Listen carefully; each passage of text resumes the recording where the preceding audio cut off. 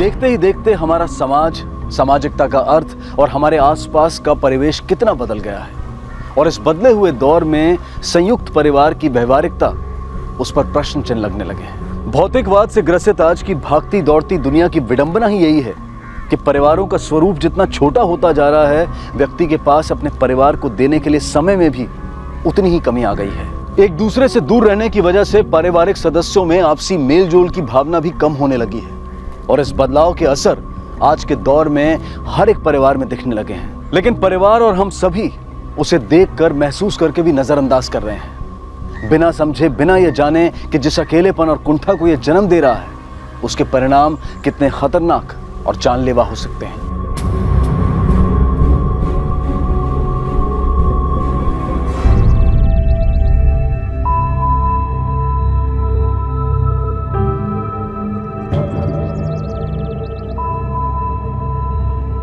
बाबा अपना चाह।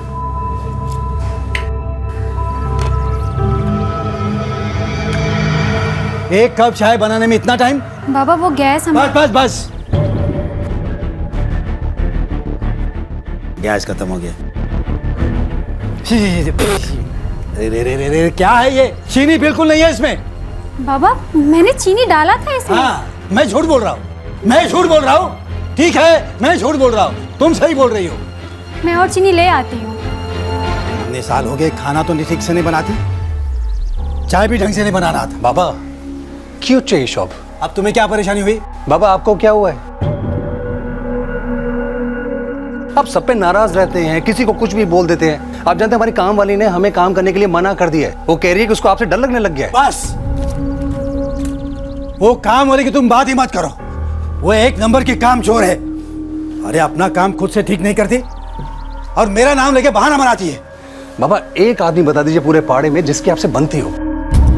क्या मतलब? मैं बाप हूं तेरा और इन सब लोगों के लिए तुम अपने बाप को सुनाते हो? शेम ऑन यू, शर्म आती है मुझे। बाबा शुजो छेड़े दो ना, जाने भी दो। क्या फायदा इस बारे में बात करके? उल्टा कोई और सुन लेगा तो और बदनामी होगी। क्या कहा? क्या कहा तुमने? फिर से बोल। ये घर में जो कुछ भी हो रहा है ना, ये सब तुम्हारी वजह से। इसके मन में मेरे खिलाफ जहर घोल दिया तुमने। ये सब इसी का नतीजा है। कैसी बातें कर रहे हो? बस बस, चला जाऊंगा इस दुनिया से। हाँ, मैं समझू हूँ, मैं पागल हूँ। हाँ, मेरी वजह से बदनाम हो गया। मैं पागल हूँ, समझी हूँ।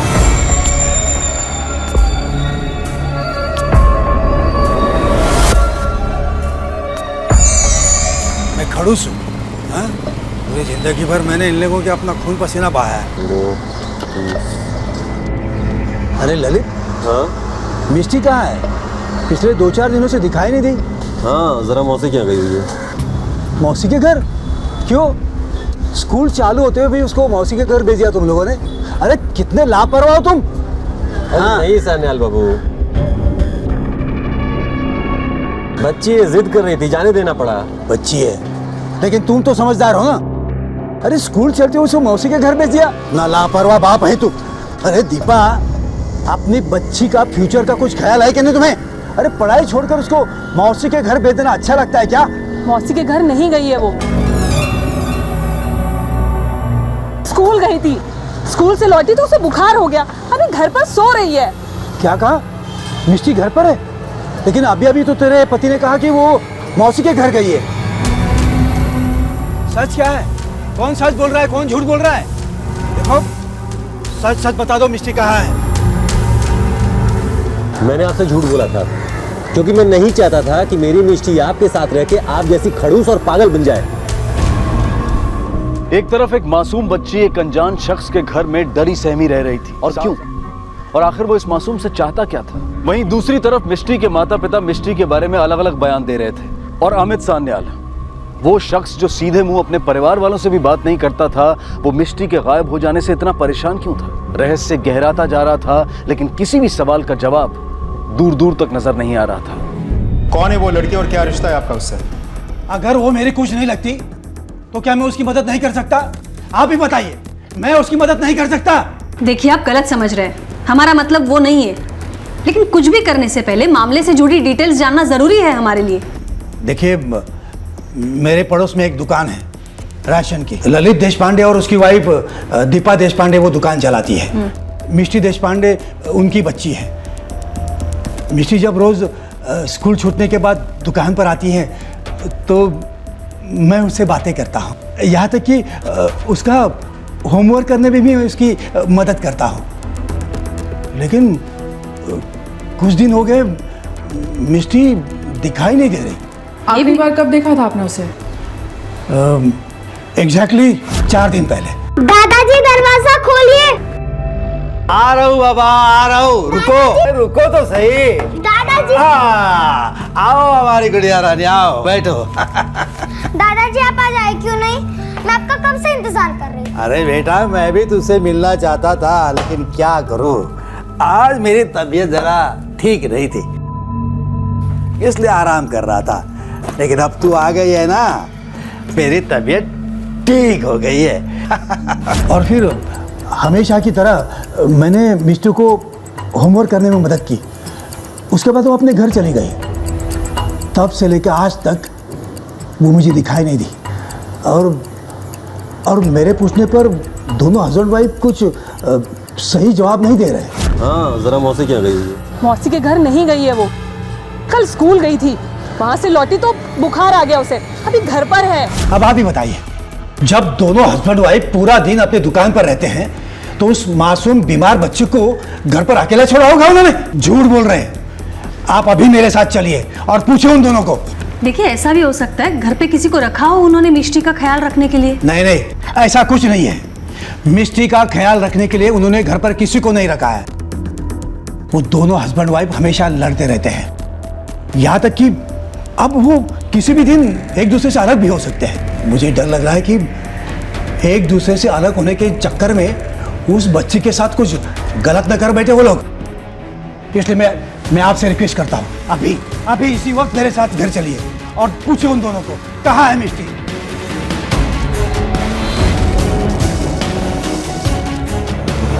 हाँ मैडम, ये सच है कि मिष्टी 3 दिन से गायब है। 3 दिन पहले स्कूल जाने के लिए निकली, फिर वापस नहीं लौटी। मिष्टी के पैदा होने के पहले से मेरी औरत का चक्कर किसी और के साथ है। मुझे तो यहाँ तक भी शक है कि मिष्टी मेरी ही लड़की है या नहीं है। इसलिए जब वो वापस घर नहीं लौटी तो मुझे चिंता नहीं हुई, बल्कि खुशी ही हुई। खुशी तो मुझे भी बहुत हुई थी जब मिष्टी घर वापस नहीं लौटी थी। कई सालों से मैं ललित से अलग होना चाहती थी, लेकिन कोई होने ही नहीं देता था। सब बस एक ही बात कहते थे, कभी घर वाले कभी बाहर वाले, मिष्टी के बारे में सोचो। अगर मैं मिष्टी को अपने साथ भी रख लेती तो ललित तो दूसरी शादी कर लेता ना, और इतनी बड़ी लड़की को मेरे साथ देखे मुझसे कौन शादी करता? मेरी तो पूरी जिंदगी खराब हो जाती ना। लेकिन आपके पति का कहना तो कुछ और है।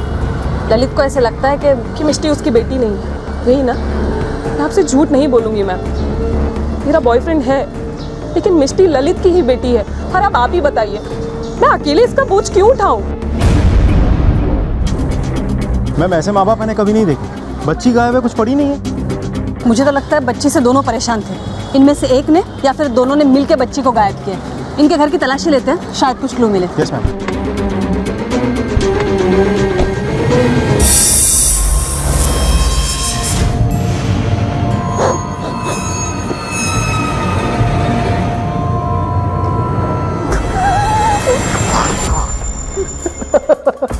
ऐसे बत्ती सी दिखाते रास्ते। आप लोग क्या कर रहे हैं? मैं बोल रही हूँ कि मेरी... देखिए, हमें हमारा काम करने दीजिए। शायद ऐसी कोई चीज मिल जाए जिससे आपकी बेटी कहाँ है पता चले। सरा नीट सोदा। ऐसी क्या चीज़ मिल जाएगी आपको मैम यहाँ पे? आप शांत खड़े रहिए प्लीज। आपको हमारी बच्ची को ढूंढना चाहिए। आप ये क्या करवा रही हैं? तिकड़े वाला पाटिल। मैम, ये चिट्ठी मिली है। मेरी सांसें दफन सी होने लगती हैं सीने में जब मैं अपनी तन्हाई से रूबरू होती हूँ। क्या पूरी जिंदगी इस मेहनत का प्रतिफल केवल अकेलापन होता है? पहले जब कोई ना बोले तो दीवार बोल पड़ती थी, मगर अब तो वो भी खामोश हो गई हैं। शायद वो भी मुझसे बोलना नहीं चाहती हैं, बाकियों की तरह। कोई नहीं रहा मेरा, न दीवारों से बनी इस घर में न इस दुनिया में। सपने जैसे त्याग दिया है मुझे। अगर कोई है जो मुझसे चिपका है तो वह है मेरे भीतर का सन्नाटा और अकेलापन, जो अब और बर्दाश्त नहीं होता। शायद मौत पीछा छुड़ा दे, जुदा कर दे मुझे और मेरी तन्हाई को। अलग अलग मैं जा रही हूँ, हमेशा हमेशा के लिए, इस दुनिया से दूर, अपनी जिंदगी से दूर। ये तो सुसाइड नोट है, लेकिन ये सुसाइड नोट किसी 7 साल की लड़के की लिखी हुई नहीं लग रही है। ये हैंडराइटिंग आपके बच्चे की है? हाँ मैडम, ये तो मिस्टेक की लिखावट है।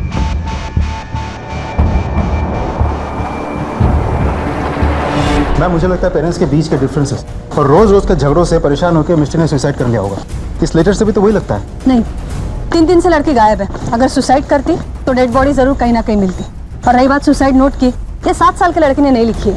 तो फिर क्या लगता है मैम? अभी तो कुछ कह नहीं सकते, लेकिन इतना कह सकते हैं जो दिख रहा है वैसा है नहीं। इसके गुमशुदगी के पीछे शायद इसके माँ बाप का हाथ है, और ये सुसाइड नोट उस पर पर्दा डालने की कोशिश। एक 7-8 साल की लड़की इतना मैच्योर लेटर नहीं लिख सकती। आस पड़ोस में पूछताछ करो, शायद कुछ पता चले। हाँ साहब, 3 दिन पहले मिस्टी को देखा था जब मैं ललित की दुकान पे राशन लेने गई थी, तो वहीं बैठी हुई थी। और हाँ, मेरी सहेली इंदू और उसका बेटा चिंटू भी वहीं खड़े थे। हाँ साहब, मेरा ही नाम इंदू है। उस दिन मिष्टी को देखा था दुकान से उस अमित दा के घर जाते हुए, पर बाहर जाते हुए नहीं देखा। अमित दा? हाँ सर, बड़े ही अजीब आदमी है। सब डरते हैं उनसे, बात बात पे गुस्सा करते हैं।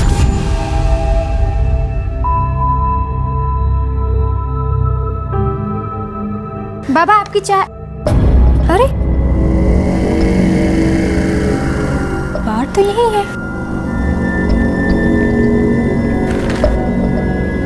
ये क्या, अखबार भी नहीं पढ़ा आज।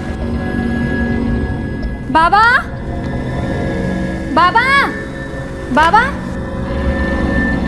बाबा, ये लीजिए चाय। लेकिन इससे पहले कि पुलिस को मिष्टी के बारे में कोई सुराग मिले, अमित सान्याल का अचानक अपने घर से गायब हो जाना क्या महज एक संयोग था या फिर एक सोची समझी साजिश? गौर करने वाली बात यह थी कि अगर मिष्टी का कोई करीबी था तो वो था अमित सान्याल।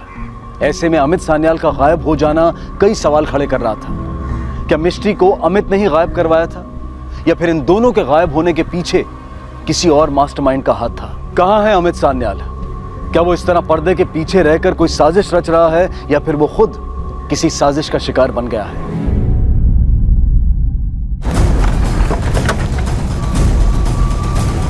अमित सान्याल से मिलना है।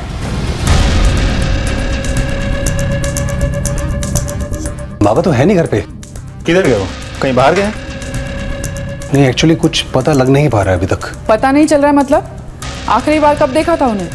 जी कल रात को, क्योंकि सुबह से तो वो दिखाई नहीं दिए। मैं चाय लेकर उनके कमरे में भी गई थी, लेकिन वो कमरे में भी नहीं थी। मैंने पापा का फोन भी ट्राई किया, लेकिन फोन भी बंद आ रहा है। तो अब तो शाम हो रही है।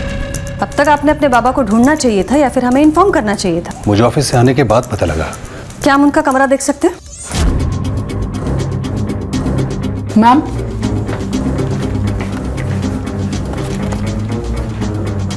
ये आपके बाबा का फोन है? जी ये तो बाबा का है। हाँ, ये बाबा का फोन है, लेकिन बाबा ये फोन छोड़ के क्यों गए? कॉन्टैक्ट डिटेल्स निकालो। Yes ma'am. बागमारे कहीं सापड़ दे। मैम ये चिट्ठी मिली।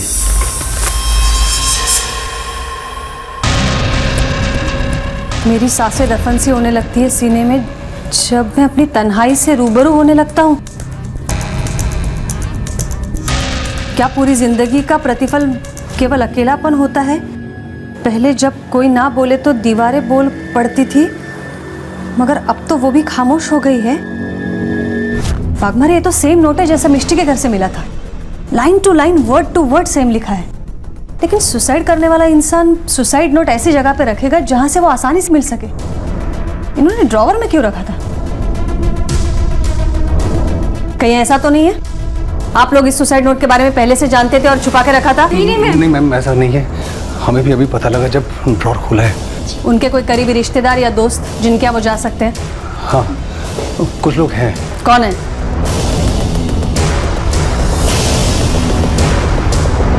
वाह, तुम्हारे बाल तो कितने अच्छे हैं। बहुत मुलायम है। घर में तुम्हारे बाल कौन बनाता था?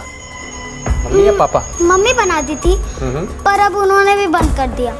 अब मैं खुद से ही बना लेती हूँ। वैसे आपको बाल बनाना किसने सिखाया? अपने बहन के बाल मैं खुद ही बनाता हूँ, तब से सीख लिया।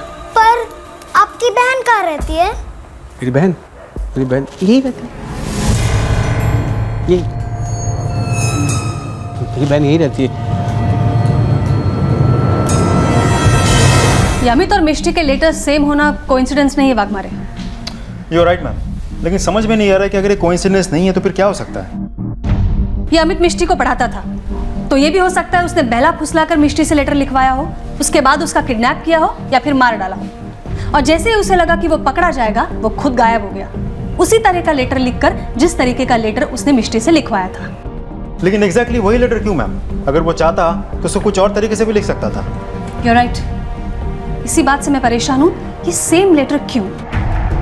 मैम, अमित जी की कॉल डिटेल्स आ गई हैं, लेकिन इसमें कुछ भी सस्पिशियस नहीं है। और मिष्टी की फ़ोटोज़ हमने सारे टोल नाकों और पुलिस स्टेशन में सर्कुलेट कराई थी, लेकिन वहाँ से भी कुछ इन्फॉर्मेशन नहीं मिला है।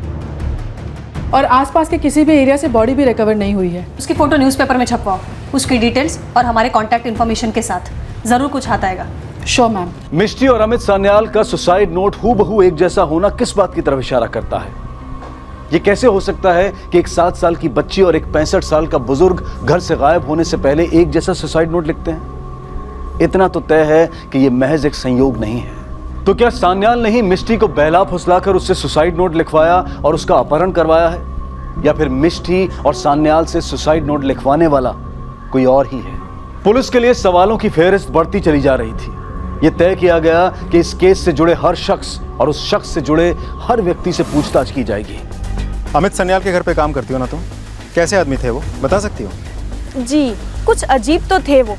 मुझे तो बड़ा डर लगता था उनसे। हाँ, दोपहर में जब स्कूल से मिष्टी आया करती थी तो उससे बहुत अच्छे से बात किया करते थे वो।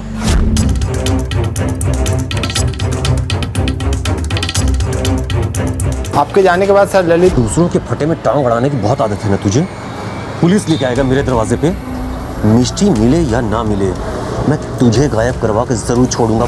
पुलिस को मिली जानकारी के मुताबिक अमित का उम्र के साथ साथ चिड़चिड़ापन बढ़ गया था और उसके रिश्ते अपने परिवार से बिगड़ गए थे। तो क्या उनके अपने बेटे और बहू ने उनके साथ कुछ बुरा किया, या फिर ललित ने उनसे अपने घर पुलिस बुलाने का बदला लिया? धमकी दी थी ना तूने, अमित सान्याल को गायब करवा दूंगा।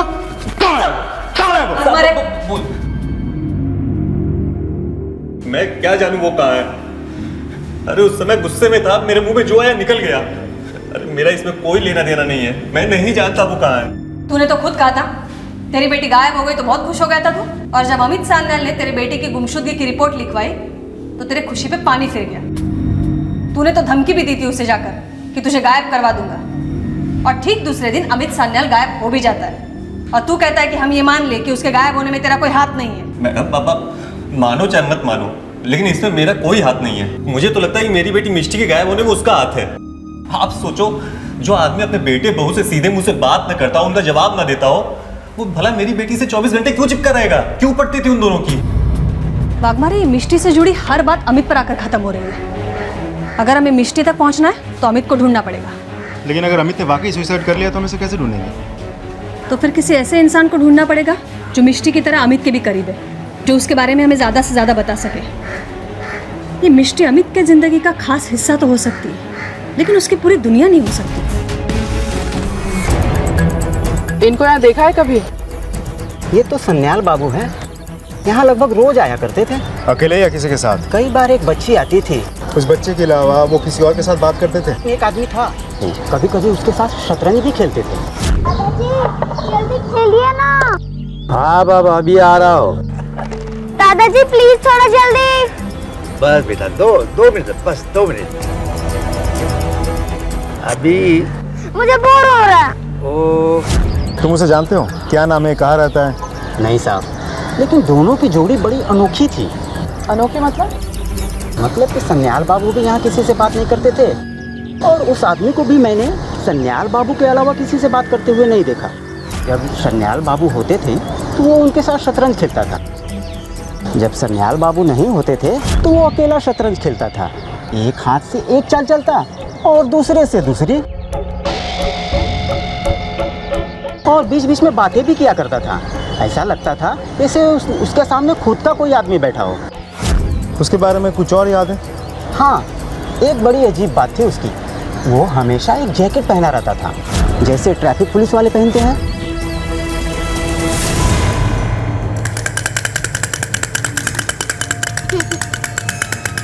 Happy to you.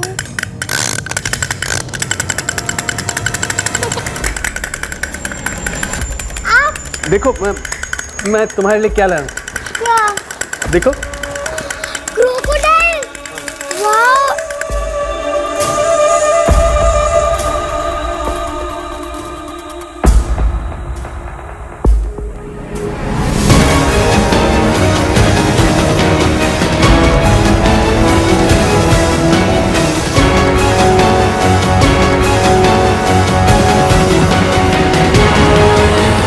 मैं आपको चाय बना के दूं? मेरे को चाय बनाना आता है।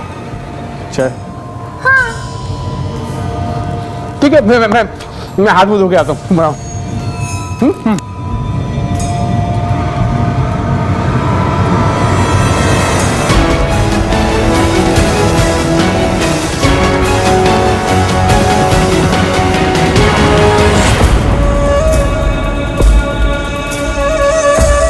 ये लीजिए, आराम से पीजिएगा, बहुत गर्म।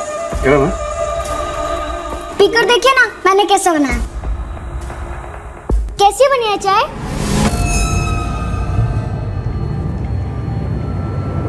बहुत बढ़िया।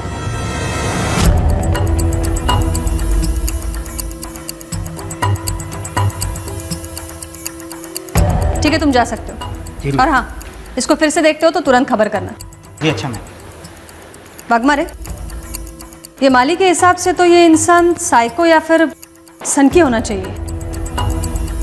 ये मिष्टी और अमित दोनों इसके कैद में हैं। अब तक सही सलामत है, लेकिन कब तक सही सलामत रहेंगे बता नहीं सकते। कुछ लोगों की अपनी टीम बनाओ और ये स्केच के साथ आसपास के एरिया में भेज दो, शायद कुछ पता चल जाए। Yes ma'am. यस। और हाँ, ये माली के हिसाब से ये इंसान ट्रैफिक पुलिस की जैकेट पहन के रहता है। ये इस तरह की जैकेट उसे कहाँ से मिल सकती है? मैम, ये जैकेट तो सिर्फ डिपार्टमेंट ही प्रोवाइड करती है। हाँ, लेकिन अगर मार्केट में कहीं मिले तो ड्रामा कंपनी को कॉस्ट्यूम्स प्रोवाइड करने वाली जगह पर ही मिल सकती है। करेक्ट। इसका मतलब है इस तरीके के शॉप से सिविलियंस भी ऐसे जैकेट्स खरीद सकते हैं। अपनी एक टीम ऐसे शॉप्स में भी भेजो, शायद वहाँ से कुछ क्लू मिल जाए। उसके फोटो ट्रैफिक पुलिस में सर्कुलेट करो, हो सकता है वो ट्रैफिक हवालदार हो। मैम। ओके।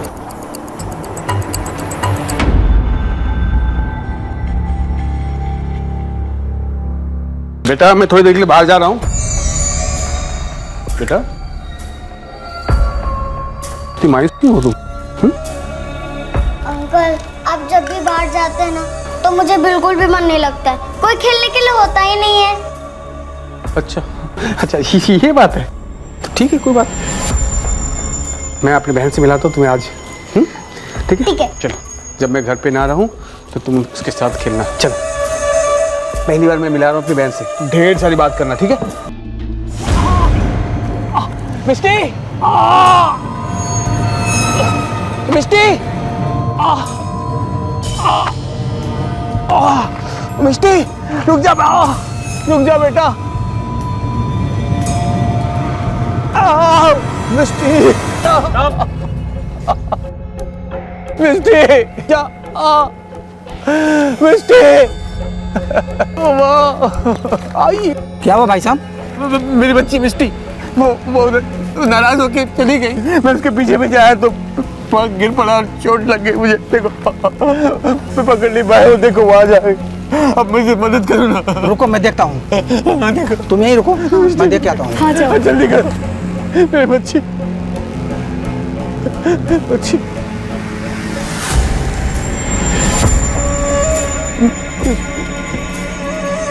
बच्ची बच्ची इसे देखा है? नहीं, हमने इसे पहले कभी नहीं देखा। इसको पहचानते हो? हाँ मैम, इसे मैं पहचानता हूँ। ये कई बार हमारे दुकान में आ चुका है। उसे ठीक ऐसी फ्लोरोसेंट ग्रीन कलर की जैकेट चाहिए थी जो कि ट्रैफिक पुलिस वाले पहनते हैं, और उस वक्त ये हमारे पास था नहीं, इसलिए मैंने इसका नंबर और एड्रेस ले लिया। वो एड्रेस और नंबर है अभी आपके पास? जी मैम, मैं चेक करके बताता हूँ। मिल गया मैम। हाँ, बोलिए।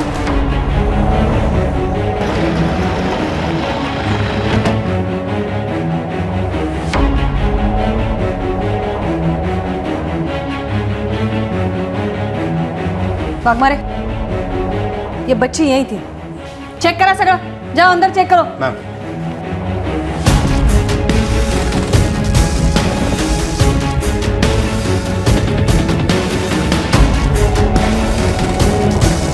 मैम यहाँ आइए।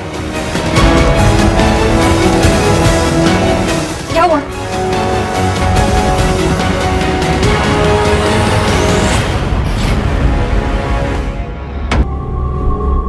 सान्याल की तलाश पुलिस को चिंतन के घर तक ले आई।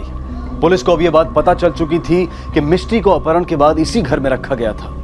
लेकिन चिंतन के घर के कमरे से मिली एक औरत की लाश किसकी थी? कौन थी वो औरत? पुलिस को अब सान्याल और चिंतन के रिश्ते की खबर लग चुकी थी, लेकिन सान्याल की तरह अब चिंतन भी गायब था। और तो और मिष्टी का भी कुछ पता नहीं चल रहा था कि वो कहां थी, कैसी थी, किस हाल में थी। केस सुलझने की बजाय और उलझ गया था। मैम, चिंतन के कॉल डिटेल्स में से जो कॉल्स हमें मिले हैं उनमें से 2 कॉल्स उसने अपनी बहन अनंदिता को की थी, जो कि कल्याण से बाहर रहती है, और बाकी के 2 नंबर्स उन दुकानों के हैं जो उसने रेंट पे दे रखी है।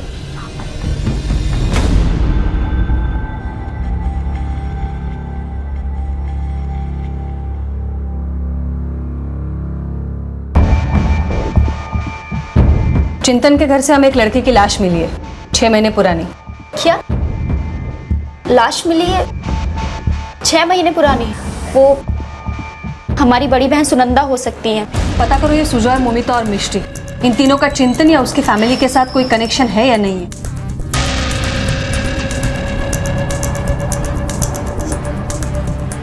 मेरा बच्चा। क्या हुआ? वो आदमी हमारा बच्चा लेके चला गया। मेरा बच्चा। हेलो। जब वो लड़की मुझे नहीं मिली तो वापस लौट आया और वापस आके देखा मेरी पत्नी बिलक बिलक के रो रही थी। Excuse me. हेलो सर, कल्याण में एक लाश मिली है। क्या? ठीक है, हम पहुंचते हैं।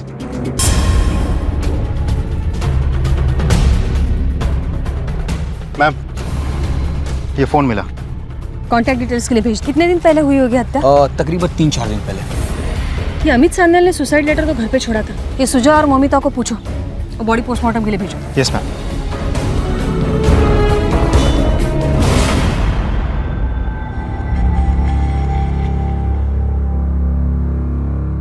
मैम, फोन डिटेल्स आ गई हैं।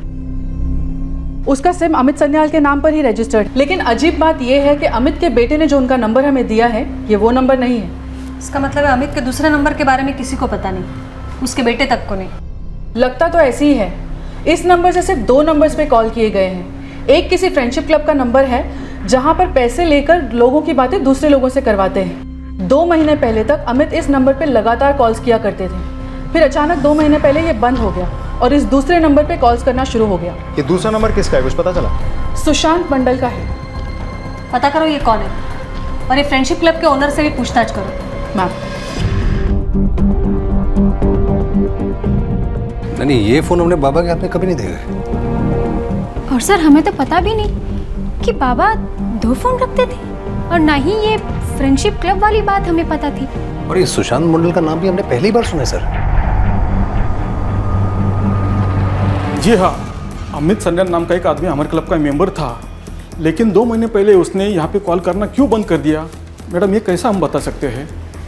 ठीक है, आपके सारे एम्प्लॉयज़ की डिटेल्स चाहिए हमें। 4 महीने पहले जो लोग जॉब छोड़ के गए थे उनकी भी, और जिन्हें जॉब से निकाला गया था उनकी भी डिटेल्स चाहिए।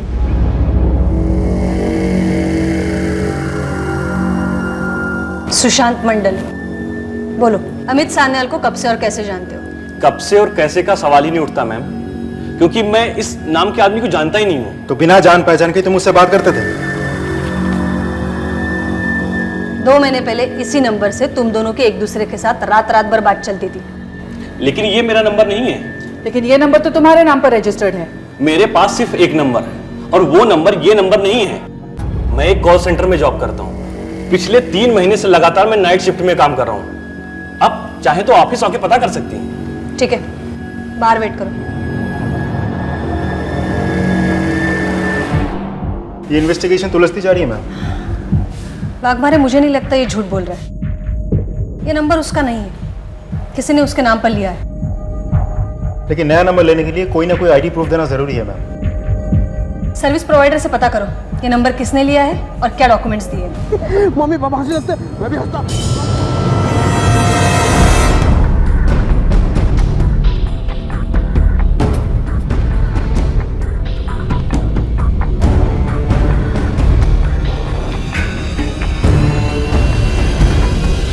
हेलो,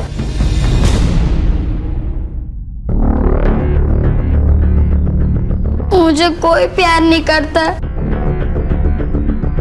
मम्मी पापा हमेशा लड़ते रहते हैं।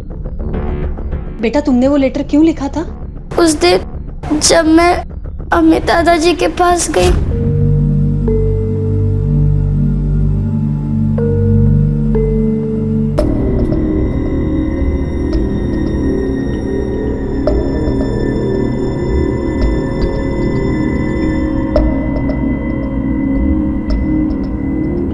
मैंने उस लेटर को बस कॉपी कर लिया और फिर घर में रख दिया और मैं जाके गार्डन में बैठ गई।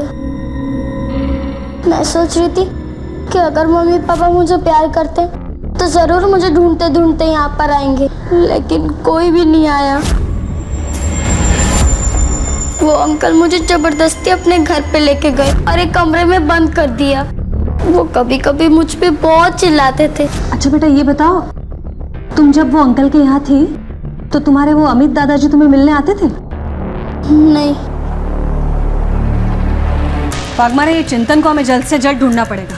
मैम हम उसके घर पे लगातार नजर रखे हुए हैं, लेकिन अभी तक वो वहाँ पहुंचा नहीं। इसके अलावा हमारी एक टीम और खबरी भी उसे ढूंढने की कोशिश कर रहे हैं। आई एम श्योर बहुत जल्द हमें कुछ ना कुछ पता चल जाएगा। मैम कंट्रोल रूम से कॉल आया था।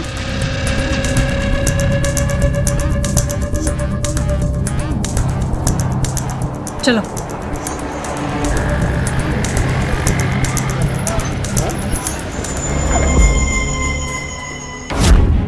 बच्चे दिखा के हंसते। मेरी मम्मी पापा मुझे अचानक छोड़ के चलेगी तो क्या करूँ मैं बोल, हम लोग हंसते रहे, कूदते रहे, सब कुछ करते रहे। मिष्टी भी चलेगी, मेरी छोटी बहन भी चलेगी। उसमें मैं इसको इसे मेंटल असाइलम पहुंचाने का इंतजाम करो।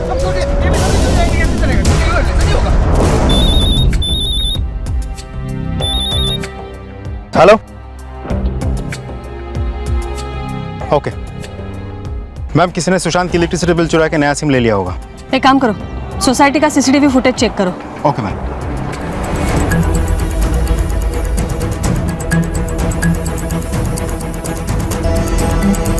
नीता एक सेकंड पॉज करो, जूम इट।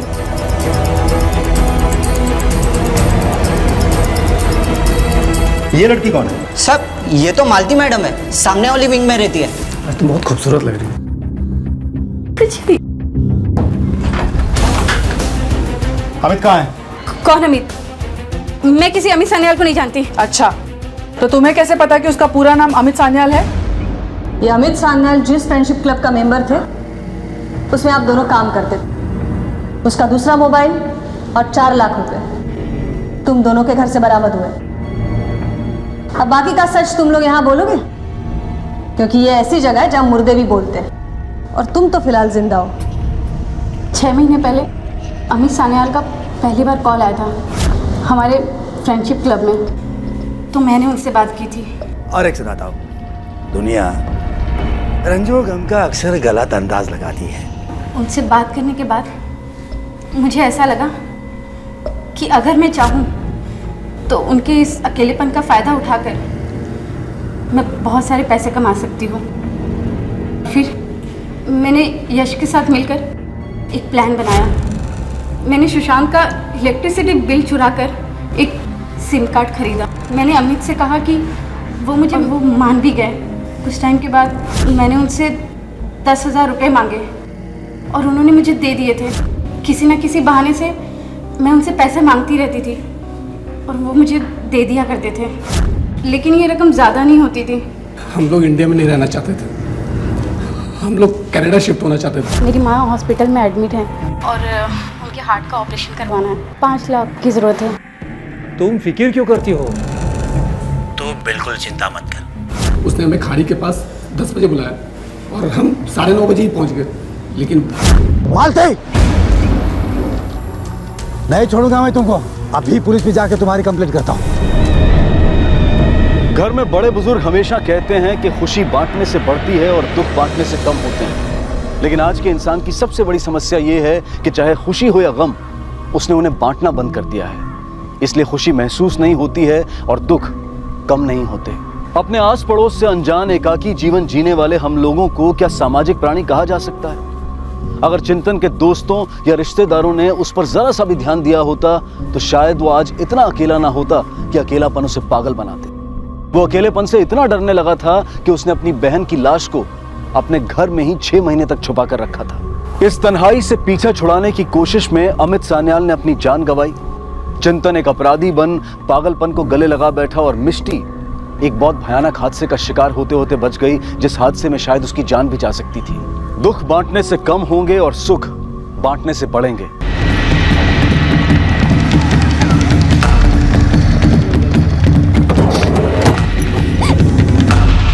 सर एक बात और, इन्वेस्टिगेशन के दौरान पता चला है कि संजना का दिगांत से पहले तरुण के साथ भी अफेयर है। तरुण के साथ? जी सर, हो सकता है कि संजना तरुण और दिगांत दोनों के साथ गेम खेल रही हो। आशीष, संजना के गायब होने की कहानी कुछ भी हो सकती है, लेकिन अब तक जितने भी कांड हुए हैं उसकी शुरुआत तरुण और संजना के झगड़े से ही हुई है। कहीं तुमको दिगांत से प्यार तो नहीं हो गया? छोड़ो हमारा हाथ। देखो उसका साथ छोड़ दो, नहीं तुम्हारे चक्कर में कॉलेज में मार काट हो जाएगी, समझे? तरुण हाथ छोड़। साले हमारा हाथ छोड़। हमारा हाथ छोड़। बस इलेक्शन जीते हो, इसका मतलब ये नहीं कि तुम्हारी गुंडागर्दी चलेगी। जो तरुण और दिगांत के झगड़े से तरुण और पायल के झगड़े में बदल गई, जिसके बाद पायल की लाश तरुण के कमरे से मिली। इधर अनिरुद्ध, जो कि पायल से प्यार करता था, जब उसने पायल की हत्या का शक तरुण पर जताया तो अनिरुद्ध भी मारा गया। जो पायल को मारा वो हमारा दोस्त हो ही नहीं सकता। अनिरुद्ध देख, अनिरुद्ध मेरी बात तो सुन। लेकिन तरुण, अनिरुद्ध और दिगांत तीनों बेहला घाट के पास एक ही बाइक पे नजर आए थे, जबकि इन तीनों की तो आपस में बनती भी नहीं। हो सकता है इन तीनों के बेला घाट पे जाने का राज ही इस क्राइम से जुड़ा हो, और ये राज संजना भी जानती हो। सर, तरुण के फादर आ गए हैं। देखिए सर, ना ही तरुण ने संजना को गायब किया है, ना ही किसी को मारा है। उसको फंसाया जा रहा है। अगर उसका इन क्राइम के साथ कोई भी इन्वॉल्वमेंट होता तो दिगांत को मारकर दिगांत की लाश अपने ही पार्टी ऑफिस में क्यों रखता? सर, उसको फंसाया जा रहा है, साजिश है ये। हमें तो फिक्र हो रही सर, और आप लोग तरुण को ढूंढने के बजाय उसके खिलाफ सबूत इकट्ठा कर रहे हो। देखिए सर, कहीं तरुण के साथ कुछ ऐसा भी तो हो सकता है कि तरुण को आपने ही कहीं छुपा रखा हो। ऐसा कुछ नहीं है सर। सर, हमें लग रहा है कि पायल की मां ने तरुण को गायब किया है। जो बात आप कह रहे हैं, इस बात का कोई सबूत है आपके पास? सबूत तो ढूंढ रहा था ना तरुण। उसे पक्का यकीन था कि पायल को दिगांत ने मारा है, लेकिन पायल की मां का शक अनिरुद्ध पे था, लेकिन तरुण पर विश्वास नहीं था। सर, ये पायल की मां अपनी बेटी की मौत का बदला लेने के लिए जिस पर भी शक जा रहा है उसको मरवा रही है। तो आपको लगता है कि तरुण का मर्डर पायल की मां ने करवा दिया? सर, भगवान ना करे कि हमारे बेटे के साथ ऐसा कुछ हो, लेकिन पायल की मां जिस तरह हमारे घर आके हमें धमकी देके गई है, हमें तो लगता है कि अपना किया छुपाने के लिए ये कोई भी ड्रामा कर सकती है। पायल की मां ड्रामा कर रही है या आप तरुण को छुपाने के लिए कोई चालाकी कर रहे हैं, ये हम पता कर लेंगे। फिलहाल आप जा सकते हैं। सर, तरुण का बाप कहानी बना रहा है, हो ना हो इसी ने कहीं तरुण को छुपा के रखा होगा। लेकिन आशीष, ये भी सच है कि पायल के मर्डर के बाद पायल की मां जिन जिन लोगों से मिल रही है वो या तो गायब हो रहे हैं या उनका मर्डर हो रहा है। ये तरुण के बाप और पायल की मां दोनों पे नजर रखो। सर। अरे वो काकी, जितना मालूम है आपको बताया ना, वही बात लेकर रोज आ जाती हो। पर बेटा मैं, हमको तरुण के बारे में कुछ नहीं पता, लेकिन एक बात बोलूं, सबको लगता है तरुण नहीं, संजना को आपने गायब करवाया है। मैं क्यों गायब करूंगी संजना को? वो तो मेरे बेटे जैसी है। चलो ठीक है, जो भी है, लेकिन आप बार बार आकर मुझे परेशान मत करना।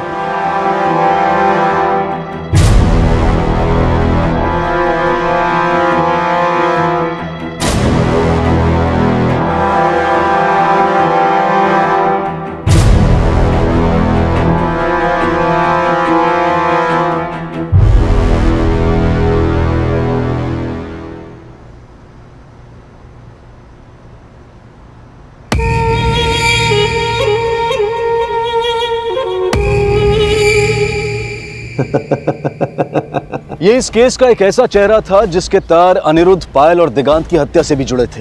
लेकिन क्या ये कोई तरुण का मोहरा था, या फिर तरुण के पिता का, या फिर इन सभी क्राइम्स में किसी और का भी हाथ था? जल्द ही ये सवाल इस केस में उठने वाले थे। लेकिन संजना की किडनैपिंग का मकसद एक ऐसे राज से जुड़ा था जो बहुत जल्द इस केस में एक यू टर्न लेकर आने वाला था। प्लीज हमें यहाँ से जाने दो, तुम जो कहोगे हम करेंगे। फाइल कहाँ है? क्या फाइल कहाँ है? पता चला कि नहीं? चुपचाप बता दे फाइल कहाँ है, नहीं तो हम दिवान को ना मिलवा देंगे। लेकिन पहले बताओ कि फाइल कहाँ पर है। हाँ तो देख के हमको फोन करना जल्दी। बताइए ना तरुण कहाँ है? आपकी तो बहुत चलती है ना, अपने बेटे को नहीं खोज सके आप? तुमको क्या लगता है हम हाथ पे हाथ रख के बैठे? हमको भी फिक्र है हमारे बेटे की।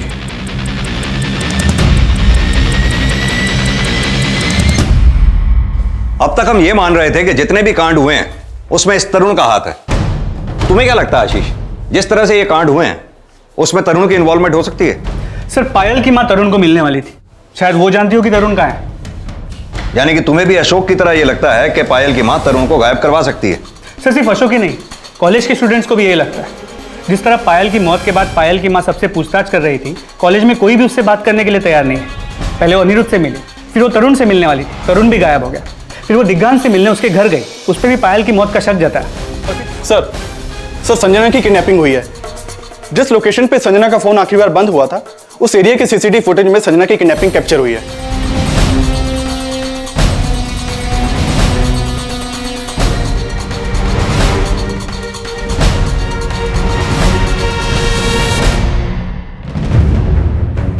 वैन पे नंबर प्लेट भी नहीं है, सभी ने चेहरे भी ढके हुए हैं। सर माना संजना को दिगान के फोन से कॉल गया था, लेकिन संजना को आखिरी कॉल पायल की मां ने किया था।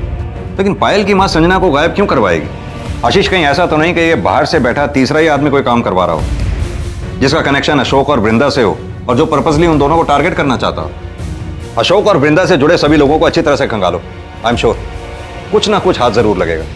सर पुलिस अब तरुण के पिता अशोक और पायल की मां से जुड़े हर शख्स को खंगालने में जुट गई, लेकिन पुलिस अब तक इस राज से अनजान थी। अब संजना को भी टॉर्चर किया जा रहा था। देख तू एक लड़की है और मैं तेरे साथ कुछ भी कर सकता हूं, इसलिए कह रहा हूं साफ साफ बता दे फाइल कहाँ है। आप समझ क्यों नहीं रहे? अब कब से बता रहे हैं आपको?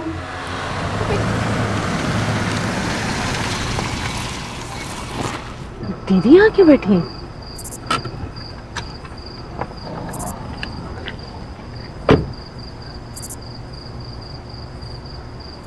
दीदी कब से ढूंढ रही हूँ मैं आपको, यहाँ क्यों बैठी हो? चलो घर चलो। सब खत्म हो गया, कुछ नहीं बचा। पायल गई, सब खत्म हो गया। दीदी ऐसा क्यों बोल रही हो? माना पायल आपके लिए सब कुछ थी, पर हम भी तो हैं, हम भी छोटी बहन है ना आपकी। आपको दुख होगा तो क्या हमें तकलीफ नहीं होगी? बोलिए, चलिए घर चलिए। हमें नहीं जाना घर, तुम जाओ, हम नहीं आएंगे। दीदी दीदी आप जा कहाँ रही हैं?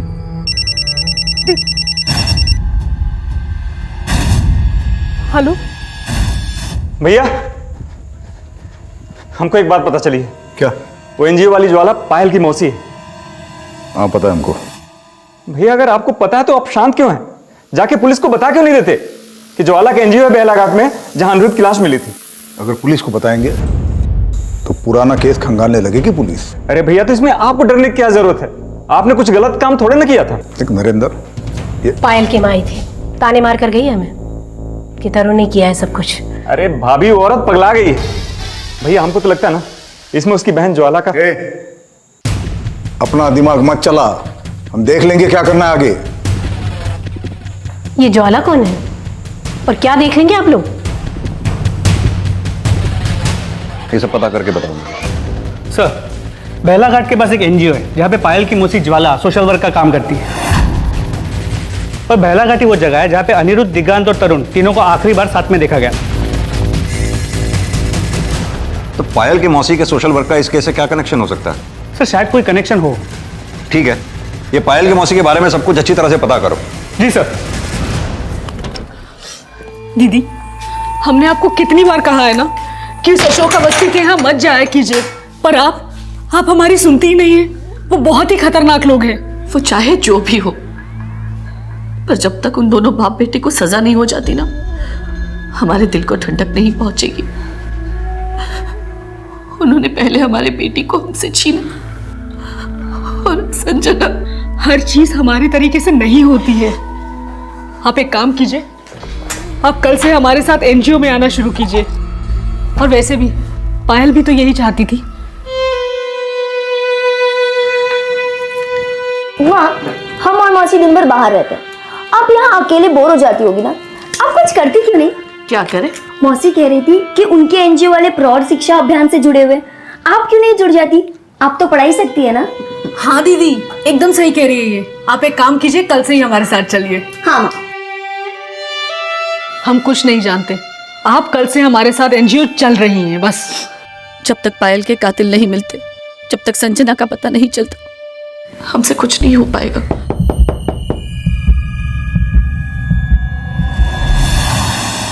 बहुत टाइम खा चुकी तू मेरा। अब मैं पूछ रहा हूँ, मुझे बता दे। हमारा यकीन कीजिए, सच कह रहे हैं, अभी नहीं पता आप कौन सी फाइल के बारे में बात कर रहे हैं। आप एक बार दिगान को बुला लीजिए, एक बार दिगान से बात करवा दीजिए हमारी। हमें शक ही नहीं, पूरा यकीन होने लगा है, तुमने ही हमारे दिगांत को मारा है।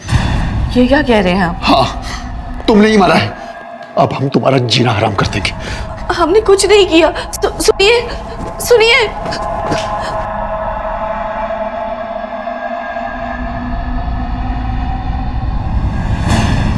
ठीक। सर, दिगांत के पिता पायल की मां से झगड़ा करके गए। उन्हें शक है कि पायल की मां ने दिगांत को मारा है। लेकिन अगर दिगांत के फादर को वृंदा पे शक है, तो ये बात उन्होंने हमें पहले क्यों नहीं बताई? सर दिगांत के फादर आए हैं, आपसे मिलना चाहते हैं। सर, हमें पूरा यकीन है दिगांत की हत्या में पायल की मां का ही हाथ है। आप इतने यकीन के साथ कैसे कह सकते हैं कि दिगांत की हत्या में पायल की मां का हाथ है? हमने आपसे एक बात छुपाई थी, लेकिन आज बताना चाहते हैं। कैसी बात? तो वो सर, जिस दिन आप दिगांत के बारे में पूछने आए थे, उस दिन थोड़ी देर पहले ही दिगांत हमसे मिलके गया था।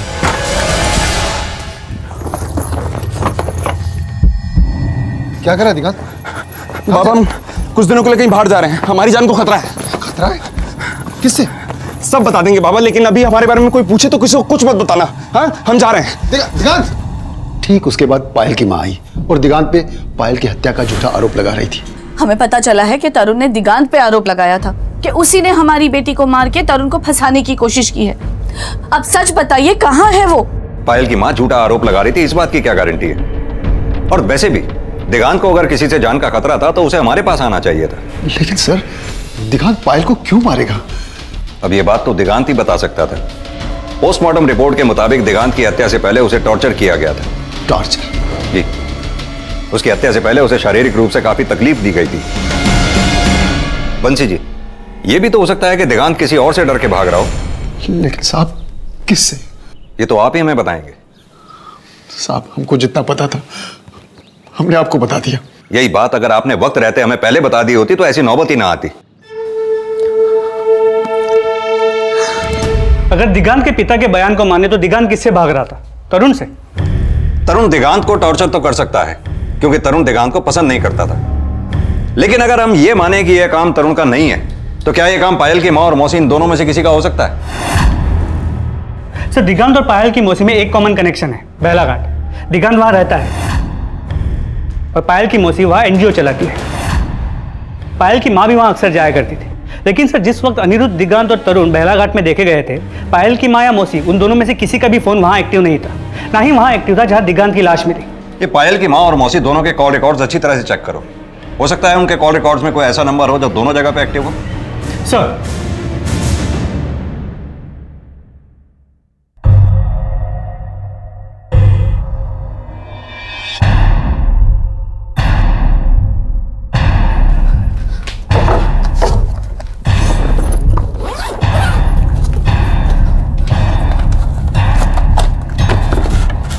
ज्वाला, क्या ढूंढ रही हो? दीदी, वो मैं ठीक है, चल तुझे तेरे बैंक लेके जा रहे हैं। और एक बात याद रख, अगर ज़रा भी होशियारी की ना तो दिगांत को मार देंगे। अपना उलिया ठीक कर और अपना वो फटा हुआ दुपट्टे से ठीक कर। चल जल्दी कर, गाड़ी खड़ी बाहर।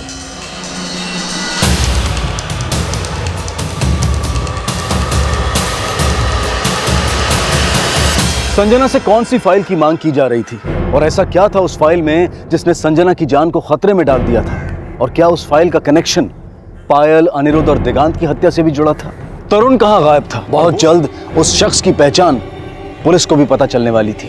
जितनी जल्दी हो सके इसके बारे में मुझे अपडेट दो। सर, पायल की मौसी ज्वाला के कॉल रिकॉर्ड्स में नंबर मिला है। ये नंबर उस वक्त बहलाघाट में एक्टिव था जब अनिरुद्ध, दिगांत और तरुण तीनों एक साथ वहां पे देखे गए। और ये नंबर वहां भी एक्टिव था जहां पे दिगांत को मारा गया था। दोनों क्राइम स्पॉट पर इसी नंबर का एक्टिव होना कोई इत्तेफाक नहीं हो सकता आशीष। किसका नंबर है ये? सर इसका है। इसका नाम जोगी है, बहलाघाट का रहने वाला है। और दिगांत के मर्डर के बाद वो नंबर स्विच ऑफ हो गया है।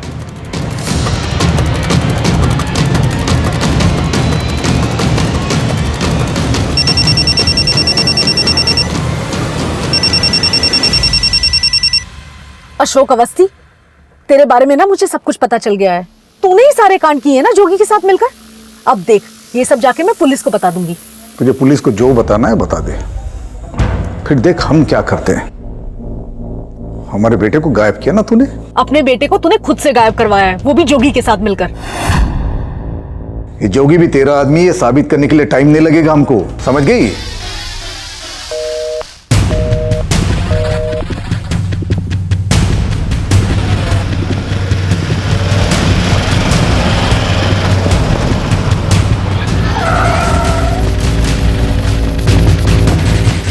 जोगी का है?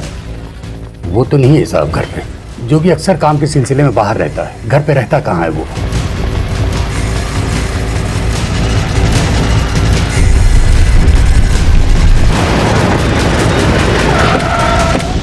जी नहीं सर, ज्वाला घर पर नहीं है। वो कुछ काम से बाहर गई है। कहाँ गई है? ये तो नहीं पता सर, पर बात क्या है? ज्वाला का फोन नंबर होगा आपके पास? जी दीजिए। 9827।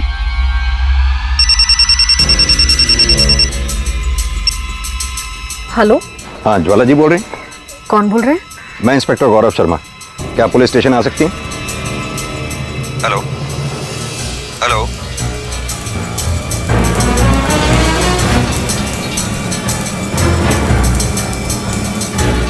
आप जिस नंबर को डायल कर रहे हैं वो इस समय स्विच ऑफ है।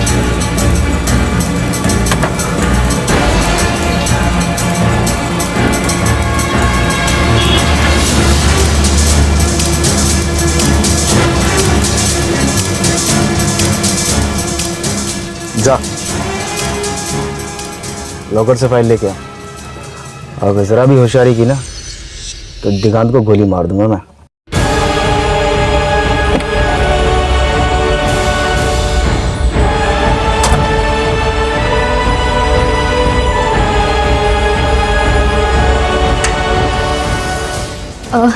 मैम हम एक फ़ोन कर सकते हैं? यस करिए। सर हमने कहा ना आपसे, हम आपसे कुछ नहीं छुपा रहे, पर आप बताते क्यों नहीं कि ज्वाला ने किया क्या है? देखिए, जैसे ही ज्वाला वापस एक्सक्यूज मी। हाँ पांडे बोलो। सर संजना का भी बैंक से फोन आया था। वो हमसे हेल्प मांग रही थी, बता रही थी कि उसकी जान खतरे में है। संजना ने फोन किया था बैंक से? जी सर, वो अभी बैंक में ही है।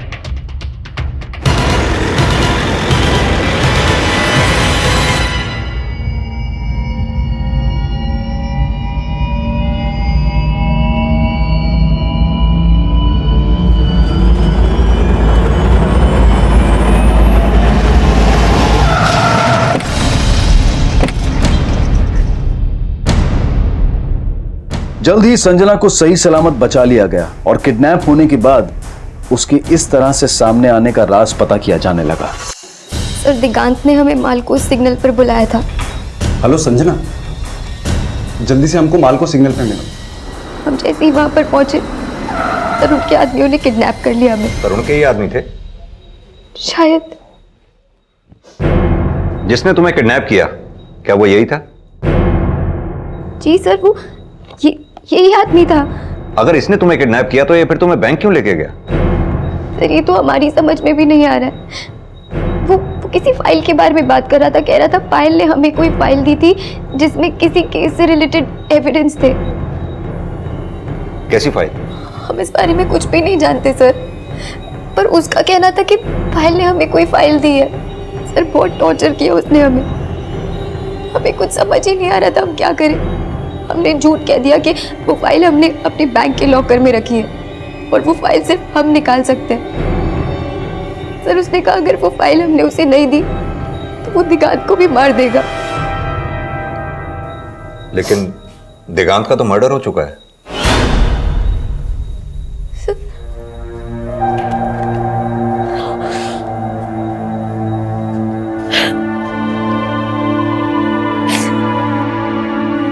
सर हम तो जो भी कर रहे थे अपनी और दिगांत की जान बचाने के लिए कर रहे थे, और कोई ऑप्शन भी तो नहीं था ना हमारे पास। फाइल तो बहुत दूर की बात है सर, बैंक में कोई लॉकर तक नहीं है हमारा। हम जानते थे कि अगर हम बैंक से बाहर आ गए तो वो हमें छोड़ेगा नहीं, मार देगा,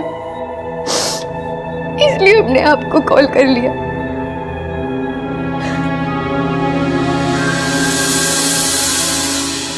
सर टॉर्चर तो दिगांत को भी किया गया था, तो क्या उसे भी इसी फाइल के बारे में पूछा गया होगा? हो सकता है, लेकिन उस फाइल में ऐसा होगा क्या? क्या उसी फाइल की वजह से पायल का मर्डर हुआ होगा? आशीष, अनिरुद्ध की लाश का मिलना, तरुण का गायब होना किसी ऐसे केस से कनेक्टेड हो सकता है जो केस ज्वाला और जोगी से जुड़ा हो। संजना के बयान से यह अंदाजा भी लगाया जा रहा था कि उस फाइल का कनेक्शन, लेकिन संजना ने पुलिस को यही बयान दिया था कि उसने जोगी से अपनी जान बचाने के लिए उस फाइल को लेकर झूठ बोला था। संजना फिर से पायल की मां वृंदा के साथ रहने लगी, लेकिन पायल की मौसी ज्वाला और जोगी के बारे में फिलहाल कोई लीड नहीं मिली थी। लेकिन बहुत जल्द जोगी और ज्वाला के बारे में कुछ नए राज सामने आए। सर जोगी के बारे में इंफॉर्मेशन मिली है। ये जोगी बेला घाट के पास एक बस्ती की जमीन एक हाउसिंग प्रोजेक्ट को देना चाहता था, लेकिन बस्ती के 3 फैमिलीज जमीन देने के खिलाफ थे। ज्वाला इन तीनों फैमिलीज के लिए जोगी के खिलाफ केस लड़ रही थी, लेकिन बाद में इन तीनों फैमिलीज ने केस वापस ले लिया। जब मैं इन तीनों फैमिलीज से मिला तो पता चला कि साहब हमारे बेटों ने ज्वाला मैडम से मदद मांगी थी, लेकिन जोगी ने ऐसा दांव खेला कि उसने मेरे बेटे को ही गायब कर दिया। गायब कर दिया मतलब? उसने हम लोगों को धमकी दी थी कि हम जमीन के कागज पर दस्तखत कर दे, नहीं तो हमारे बेटों को मार देगा। हमने डर के दस्तखत भी कर दी, लेकिन हमारे बेटों को कुछ पता नहीं चला सर। तो आपने पुलिस में कंप्लेंट क्यों नहीं की? हम डर गए थे साहब। हमने ज्वाला मैडम से मदद मांगी थी, लेकिन हमें बाद में पता चला कि वो भी जोगी से मिल गई है,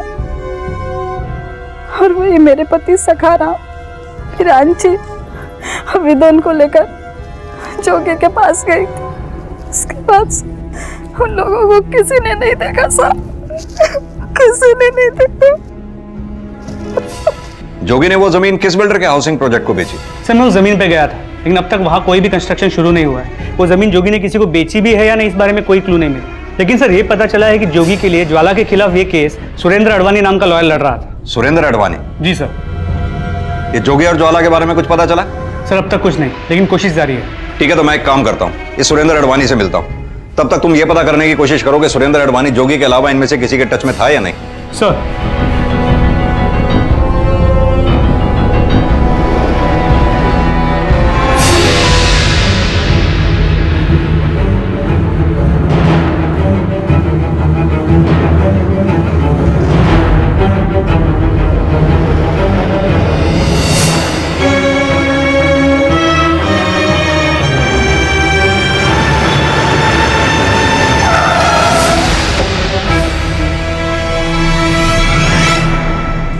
सर करीब 1 साल पहले जोगी हमारे पास आया था इस केस को लेकर, लेकिन जो फैमिलीज पहले जमीन नहीं देना चाहती थी वो बाद में मान गई थी, इसलिए केस ही बंद हो गया था। उन्हीं में से 3 फैमिलीज के 3 लड़के गायब हैं। जोगी ने ही गायब किया था ना उनको? सर हमें तो ऐसा नहीं लगता, ये सिर्फ अफवाह है। हमें तो ये भी पता चला है कि ज्वाला ने केस हारने के लिए जोगी से पैसे लिए थे। जाहिर सी बात है ये सलाह भी आप ही ने जोगी को दी होगी। सर कमाल की बात कर रहे हैं आप, भला हम किसी को ऐसी सलाह क्यों देंगे? हमने उसे ऐसा कुछ नहीं कहा था। हाँ अगर उसने खुद से ऐसा कुछ किया हो तो हमें पता नहीं। ये जोगी अब कहाँ है? कोई आइडिया नहीं है सर। और ज्वाला? सर हमने आपसे कहा हम इस बारे में और कुछ नहीं जानते। आप जिस नंबर को डायल कर रहे हैं वो इस समय स्विच्ड ऑफ है।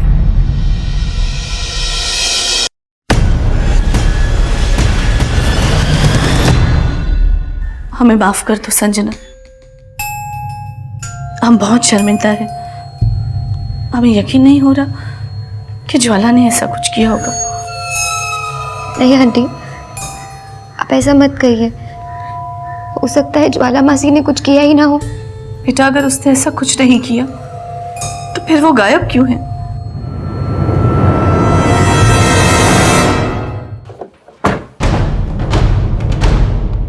सर, अशोक अवस्थी के कॉल रिकॉर्ड्स। इसे देख के ऐसा लगता है कि सुरेंद्र अडवाणी को जोगी का केस लेने के लिए अशोक अवस्थी ने बोला होगा। अशोक अवस्थी ने? जी सर, सुरेंद्र अडवाणी और अशोक अवस्थी के बीच बहुत बातें हुआ करती थी और जोगी ने वो बस्ती की जमीन पायल के मर्डर के 1 हफ्ते पहले अशोक अवस्थी को बेच भी दी थी। और ये भी पता चला है कि ज्वाला का फोन बंद होने से पहले उसने आखिरी कॉल अशोक अवस्थी को किया था। अशोक अवस्थी, तेरे बारे में ना मुझे सब कुछ पता चल गया है।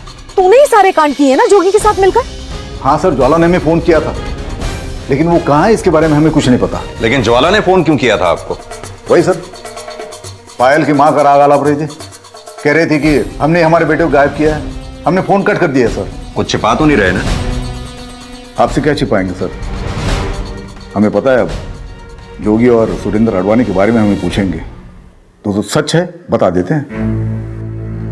जोगी से सुरेंद्र अडवाणी को हमने सिर्फ इंट्रोड्यूस करवाया था। उसके बाद केस जीतने के लिए उन्होंने क्या किया इसके बारे में हमें कुछ नहीं पता। लेकिन जमीन तो आपको मिल ही गई। वो तो पूरी लीगल तरीके से खरीदी थी हमने। और उन 3 फैमिलीज का क्या, जिनकी जमीन हड़पने के लिए आपने जोगी को सलाह दी थी? हमने? जी सर, हमने जोगी को कोई सलाह नहीं दी। उल्टा लोग ये बोल रहे कि ज्वाला ने जोगी को गायब किया है। लेकिन अगवा तो आपका बेटा भी है। वही तो बोल रहे सर, ज्वाला ने हमारे बेटे को गायब किया है। बड़ी फिक्र हो रही सर, प्लीज ढूंढिए हमारे तरुण को।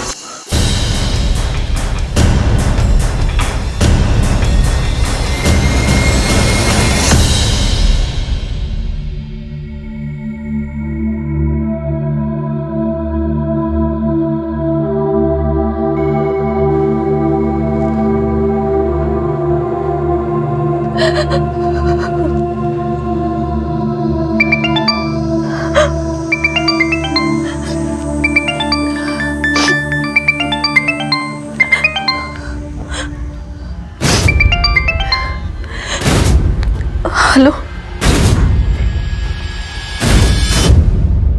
सर, हम तरुण के फोन का IMEI ट्रेस कर रहे थे, तभी हमें पता चला कि उसके फोन में एक नया सिम डाल के वृंदा को फोन किया गया था। उसके तुरंत बाद वो फोन बंद कर दिया गया। उस समय उस फोन की लास्ट लोकेशन बेलाघाट के पास थी।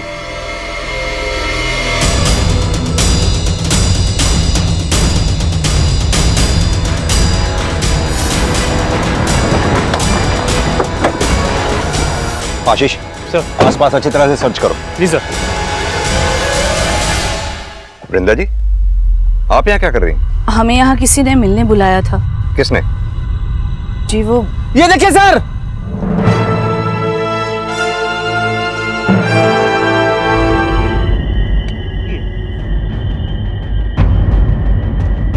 सर हम सच कह रहे हैं। हम एक आदमी का फोन आया था, उसने हमसे कहा कि ज्वाला हमें वहां मिलेगी, इसीलिए हम वहां गए। तो ज्वाला मिली आपसे? नहीं। कहीं ऐसा तो नहीं आप अपनी बहन को बचा रही हैं? सर ऐसी कोई बात नहीं है। अगर ज्वाला कोई गलत काम करेगी तो हम उसे कभी नहीं बचाएंगे। गीता, इनसे अच्छी तरह से पूछताछ करो। सर हमने कहा ना, हमें जो पता था हमने बता दिया। आप विश्वास क्यों नहीं कर रहे हमारी बात बताओ। और ना ही वो अपनी बहन ज्वाला को बचाने की कोशिश कर रही थी। सर, ज्वाला की इंफॉर्मेशन मिली है, वो स्टेशन के पास के पूजा लॉज में रुकी है। लेके आओ उसे। सर।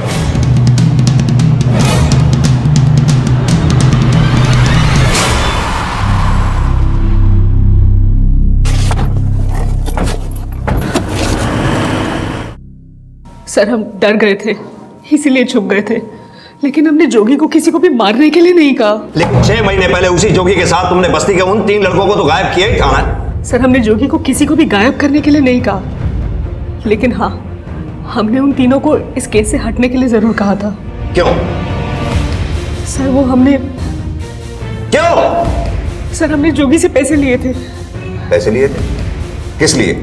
सर उन तीनों को उस जमीन के केस से हटाने के लिए, लेकिन वो तीनों हमारी बात नहीं माने, तो ये सब हमने जोगी को बता दिया। सर जोगी ने ही उनको गायब किया, इसके अलावा हम कुछ भी नहीं जानते। सर हमें लगता है कि जोगी जो कुछ भी कर रहा है वो अशोक के कहने पे कर रहा है। जब पायल का मर्डर हुआ था हमें अशोक पे ही शक था। हमने अपने एंड पे सब कुछ पता करने की कोशिश भी की, लेकिन कुछ खास हाथ नहीं लगा। सर हमें तो ये भी लगता है कि पायल का मर्डर इसीलिए हुआ था क्योंकि उसके हाथ जोगी और अशोक के खिलाफ कुछ एविडेंस लग गया था। कैसा एविडेंस? सर वो तो हम नहीं जानते, लेकिन हाँ, जब हम गांव वालों का केस लड़ रहे थे तो उन 3 आदमियों को जो गांव से गायब हुए थे, उनके गायब होने से पहले पायल से 1-2 बार मिलते जरूर देखा था। सर इसीलिए हमको लगता है कि पायल कुछ तो एविडेंस जमा कर रही थी। इसके अलावा हम इस बारे में कुछ नहीं जानते सर। पुलिस के काफी जोर देने के बावजूद ज्वाला अपने बयान पर कायम रही। पुलिस ने ज्वाला के साथ अशोक और उसके भाई से भी पूछताछ की, लेकिन किसी के भी खिलाफ कोई स्ट्रॉन्ग लीड नहीं मिली। पर एक इंफॉर्मेशन ने इस केस का रुख बदल दिया। सर यही बात तो मुझे भी अटपटी लगी। एक काम करते हैं, मजिस्ट्रेट से उसके बैंक के लॉकर को चेक करने की परमिशन लेते हैं। तब तक तुम इस संजना पे नजर रखो। सर। पुलिस को जल्द ही संजना का बैंक लॉकर चेक करने की परमिशन मिल गई और उसके बैंक लॉकर में वो फाइल मिली जिसमें बिरांची, विनोद और सखाराम के अचानक गायब होने के कुछ ऐसे एविडेंस थे जो उनकी हत्या होने का दावा पेश कर रहे थे। एक तरफ संजना को अरेस्ट कर लिया गया, वहीं उस फाइल के जरिए सामने आए प्रूफ्स के आधार पर जोगी के घर में गड़े। मत मारिए साहब, मत मारिए, मत मारिए। चौथी बॉडी किसकी है? अशोक के बेटे की है। अशोक के बेटे तरुण? हाँ साहब, तरुण। इसको भी जोगी ने मारा? नहीं साहब, जोगी का तो फोन आया था। उस दिन अशोक का बेटा तरुण अपने 2 दोस्तों के साथ आया था। जोगी हमको फोन करके बोला कि तीनों को मारना है। जोगी उसके पीछे भागते हुए हमसे बोला कि जोगी ने ये सब किसके कहने पे करवाया?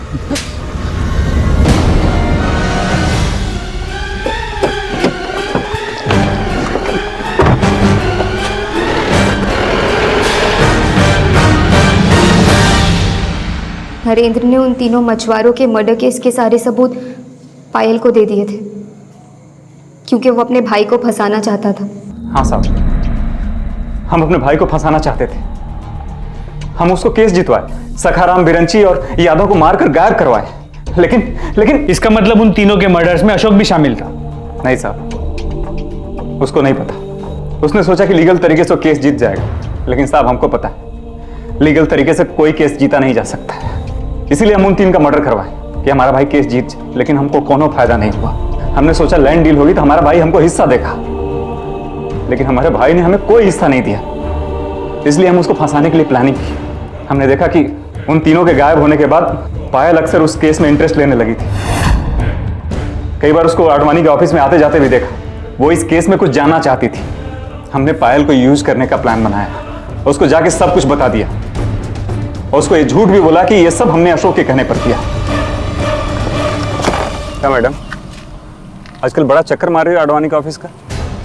बहुत दिमाग चल रहा है तुम्हारा। देखो, ज्यादा दिमाग मत चलाओ, नहीं तो हमारे भाई ने जैसे उन तीनों को गायब करवाया ना, तुमको भी गायब करवा देगा। जानती नहीं हो हमारा भाई का चीज है, इसलिए संभल जाओ। और हमने सोचा कि वो अपने मौसी को सब बात बताएगी, लेकिन ऐसा नहीं हुआ। उल्टे संजना और दिगांत को जाकर उसने सब कुछ बता दिया और सबूत इकट्ठा करने लगी। पायल ने दिगांत की मदद से सारे सबूत इकट्ठे कर लिए थे, लेकिन हमने दिगांत से कहा, बहुत अच्छी चैरिटी की तुमने पायल की मदद करके, लेकिन ये चैरिटी करके तुम्हें मिलेगा क्या? मतलब? हमने दिगांत को आइडिया दिया कि नरेंद्र को ब्लैकमेल करके उससे पैसे हट सकते हैं। नरेंद्र जी आपका काम तो कर देंगे, लेकिन आपको हमारा थोड़ा ख्याल रखना पड़ेगा। अरे बोले ना, जितना उतना दे देंगे। उतना नहीं, अब जितना हम बोलेंगे उतना देंगे आप। दिगांत हमको ही ब्लैकमेल करने लगा। आखिरकार हमने उसकी मांग पूरी की और बदले में हमारे कहने पर उसने पायल का मर्डर करके अशोक के बेटे तरुण को फंसाने का प्लान बनाया। पायल ने वो फाइल हमें दी थी ताकि हम उसे संभाल कर अपने लॉकर में रख लें। फिर दिगांत ने पायल को बताया कि तरुण के रूम में उन 3 मछुआरों के मर्डर केस से रिलेटेड और भी सबूत हैं। दिगांत ने पायल से ये भी कहा कि उसके पास तरुण के रूम की डुप्लीकेट चाबी है और तरुण उस वक्त अपने कमरे में भी नहीं है। और फिर वो दोनों हॉस्टल के पीछे के रास्ते से तरुण के रूम में गए।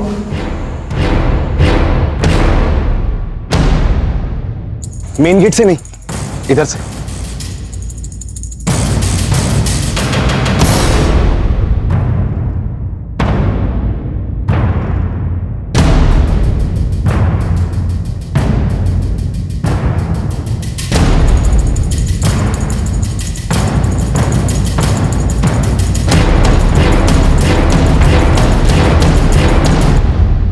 और फिर वो फाइल हमने अपने लॉकर में रख दी।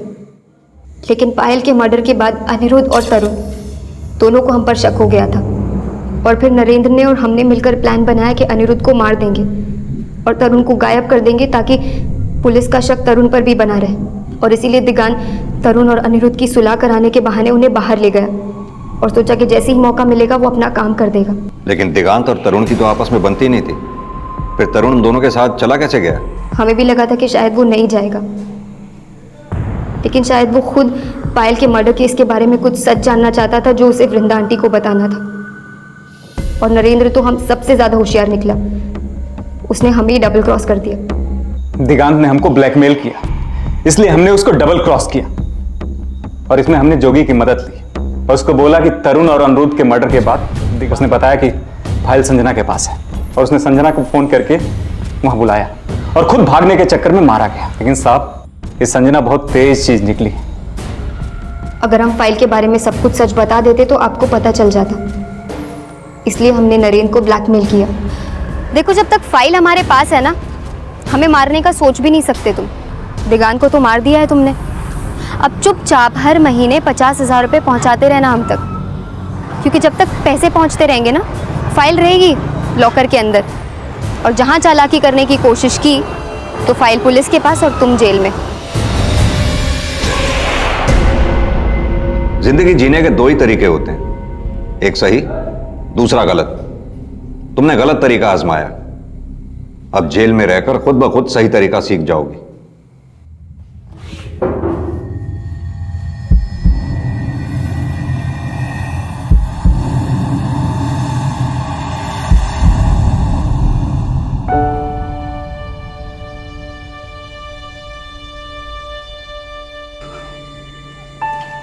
माँ मानती थी ना हमें,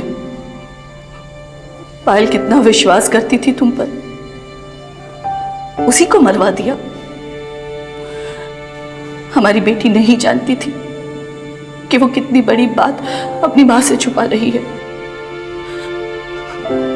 हम और हमारी बेटी की आत्मा तुम्हें कभी माफ नहीं करेगी, कभी नहीं।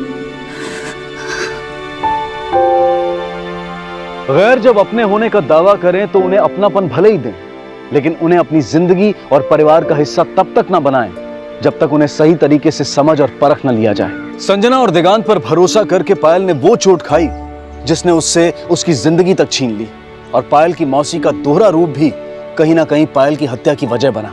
वृंदा को पूरी जिंदगी इस कड़वे सच को स्वीकार करना पड़ेगा कि वो चाहकर भी उस सपने को पूरा होते हुए नहीं देख पाई जो उसकी जिंदगी का इकलौता मकसद था।